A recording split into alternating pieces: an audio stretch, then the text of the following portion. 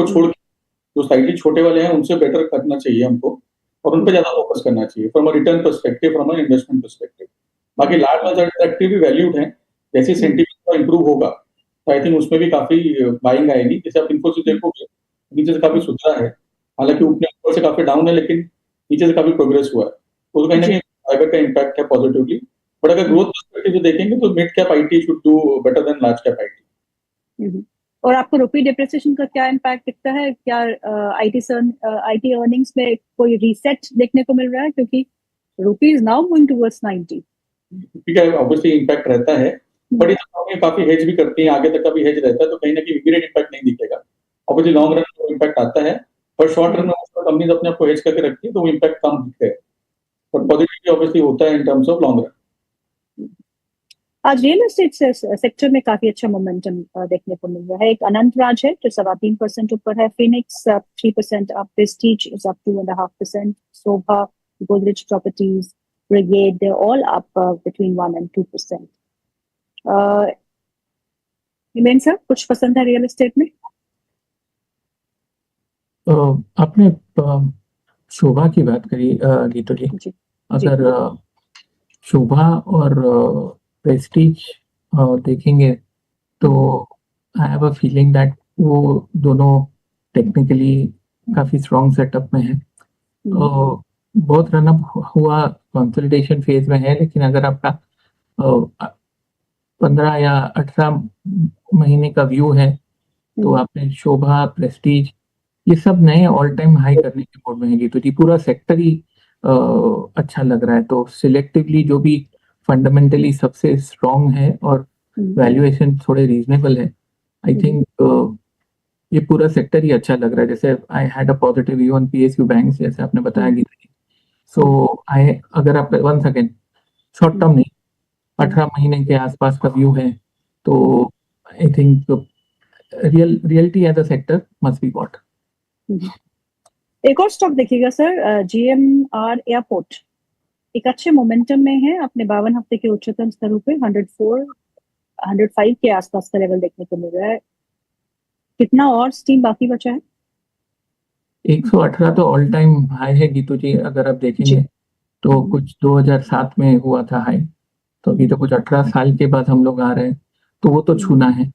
और अगर वहां वो भी पार करते हैं, स्टॉक पार करता है, which is a possibility, I have a feeling ये 130-32 चार्ट्स पे दिख रहा है, but not very short term. Yes, looks good, further upside very much possible, लेकिन हाँ, इतने साल के बाद अगर ऑल टाइम हाई आता है तो प्रेशर जरूर आएगा, क्योंकि जो वहां पे अटके हुए हैं या फंसे हुए हैं लोग, उनका सेलिंग प्रेशर काफी सिग्निफिकेंट रहेगा।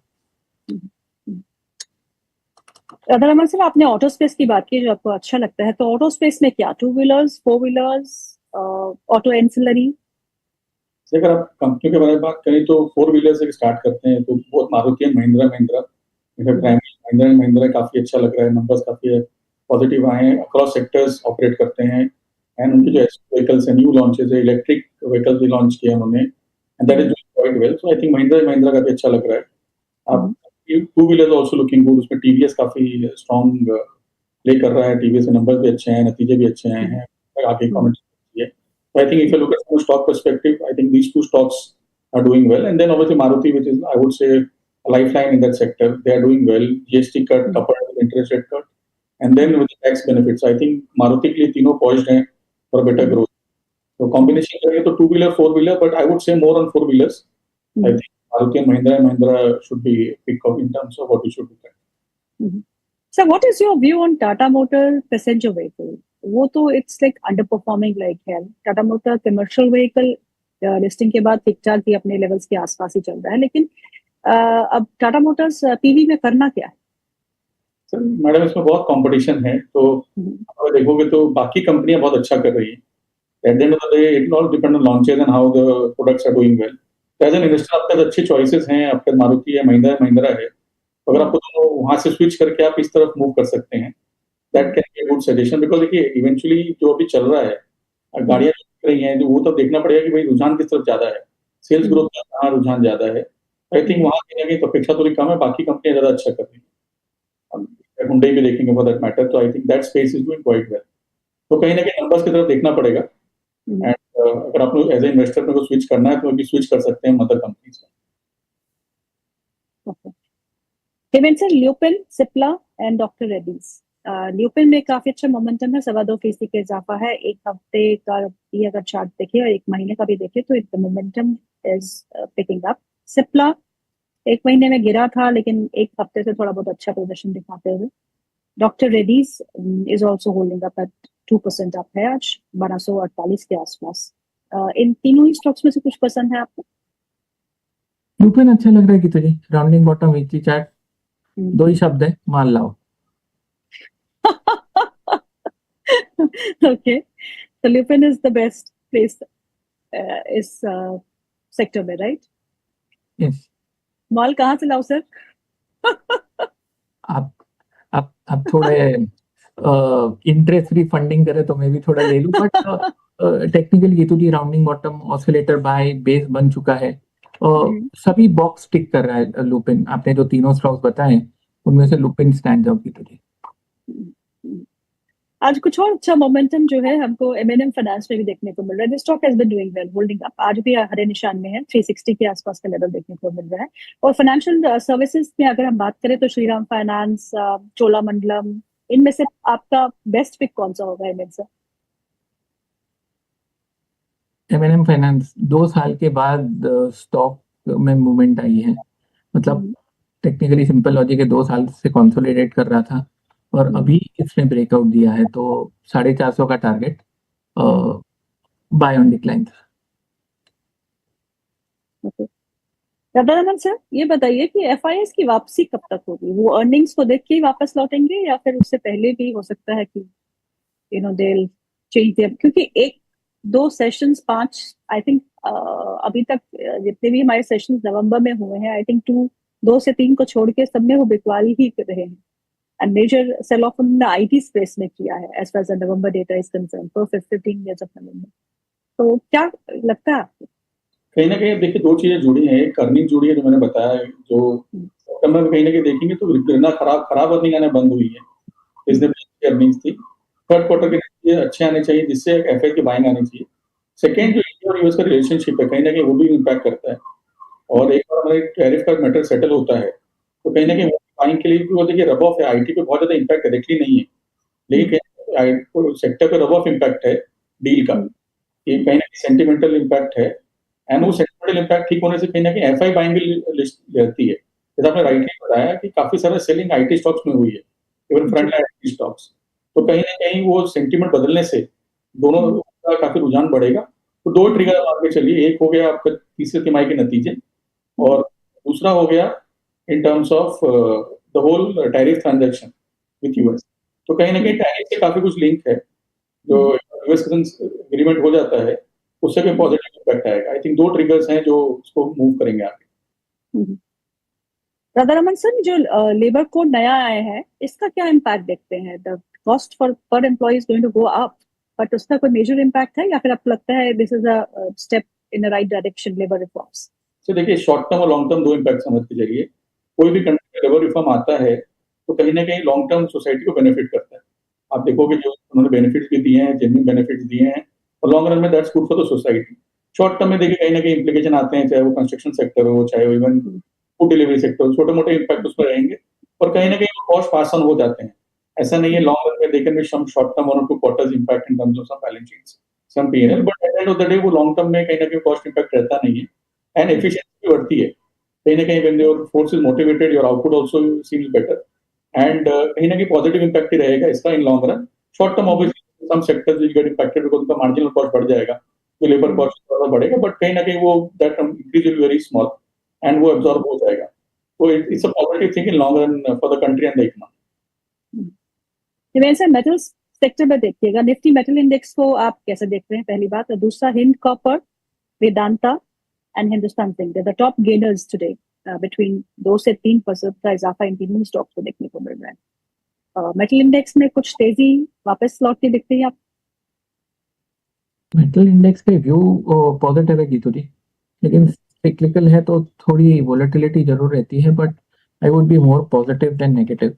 आपने हिंदुस्तान जिंक बताया, हिंदुस्तान जिंक काफी रेंज बाउंड है, अच्छा लग रहा है लेकिन चल नहीं रहा है, नथिंग कुछ खास बुरा भी नहीं है, लेकिन स्टॉक चलने के मूड में नहीं है Geetu ji, but I would not be bearish in the stock.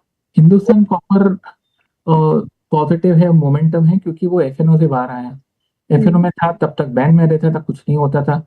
F&O से बाहर आया और 1 महीने में 40% दे दिया।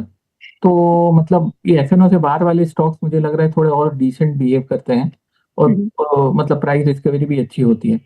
तो that is why Hindustan Copper is relatively better. 305 का सपोर्ट है, डाउनसाइड लिमिटेड है। गीतू जी, ये जो शार्प मूवमेंट आई थी 230 वाली 365 के आसपास, उसका हम लोग टाइम एंड प्राइस रिट्रेसमेंट देख रहे हैं, मतलब तेजी का करेक्शन है। सेटअप इज स्टिल पॉजिटिव, और लॉन्ग टर्म इंटरनेशनल कॉपर पे भी मेरा व्यू पॉजिटिव है। One gets a feeling that ये 420 450 आना चाहिए। शॉर्ट टर्म कॉल नहीं है, obviously very many ifs and buts, but charts bullish है, और जैसे मैंने बताया एफएनओ में नहीं है, तो I would be more positive. और Vedanta sir? All time high करने के बाद नीचे आया है, और ये all time high Geetu ji हुआ है कुछ 18 साल के बाद। सो फ्रेंकली स्पीकिंग, यहाँ पे 524 के ऊपर बंद आता है तो स्टॉक पॉजिटिव है। Setup is not bad, everything is looking interesting, लेकिन 524 के ऊपर बंद आना जरूरी है। वो होता है तो और 10-15% अपसाइड की उम्मीद कर सकते हैं।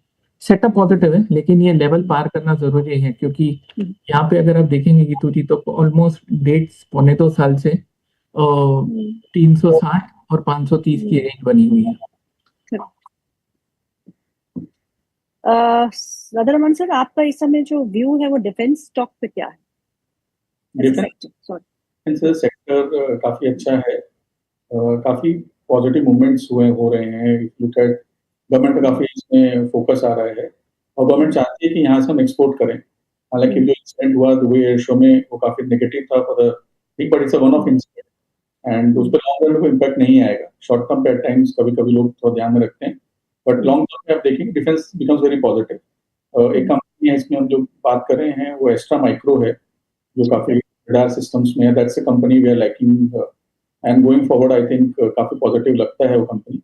We hold it in our portfolio, that's a disclaimer, but वो कंपनी में काफी अच्छा लगता है, गवर्नमेंट के ऑर्डर्स उसमें आ रहे हैं, रडार सिस्टम है। तो effectively we should look at जो स्टॉक्स हैं उस सेक्टर में, अपने स्टॉक पिक करने चाहिए, बट सेक्टर बहुत पॉजिटिव है। सेक्टर बहुत ही, आई वुड से, गवर्नमेंट का काफी सपोर्ट, और गवर्नमेंट चाहती है कि इंडिया एक एक्सपोर्टिंग नेशन बने, और not only India defence but बाहर की कंट्रीज को भी हम इंडिया का डिफेंस सप्लाई करें। उसमें जो डायरेक्शन है बहुत पॉजिटिव है, इनफैक्ट ऑर्डर्स बहुत पॉजिटिव है। And if you look at from defence minister point of view also, lot of orders have been started flowing in, and in fact अभी going forward I think orders भी further flow करेंगे। तो बहुत positive sector है। अपने को अपनी कंपनियां चुननी होंगी, उसमें मैंने एक एग्जांपल दिया एक्स्ट्रा माइक्रो की कंपनी, जिसमें हम काफी बुलिश हैं, तो इस तरह से कंपनी चुन के, लेकिन इस सेक्टर बहुत पॉजिटिव है। Given sir, Trent and Titan on charts. Trent would be a avoid, Geetu जी। मतलब ये जो स्टॉक्स जो 10-20 टाइम अप्रिशिएट होते हैं, वो नॉर्मली 2-2.5 साल के लिए करेक्शन में एंटर हो चुके होते हैं।